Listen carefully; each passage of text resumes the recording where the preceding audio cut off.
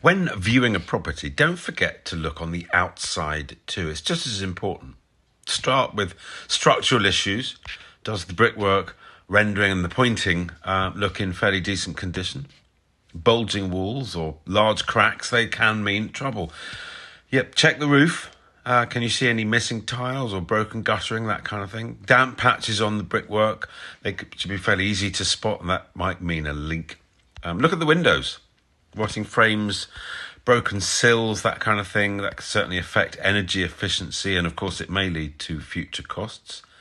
Now, these are not necessarily insurmountable problems, but do bear in mind, surveyors don't have bionic eyes. They really don't. You should actually be able to see these kinds of issues yourself. And I always think that forewarned is forearmed. So it's really just about trying your best to avoid any nasty surprises further down the track. I also think it might be worth thinking about privacy. Is the garden or indeed the property overlooked by neighbours? And do remember the changes of season and how the garden and the house, it might look very different at different times of year. So bear that in mind. What about decoration? Because if the exterior looks tired, then yes, you might need to budget for redecoration at some point.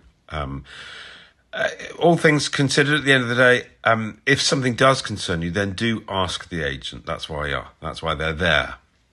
And a messy or an uncared for garden, for example, it's not a huge problem. It doesn't particularly help the viewing, but it might just mean that nobody's living there, or perhaps the seller is incapacitated and struggling to maintain the garden, not that there's a bigger problem that you should be worried about.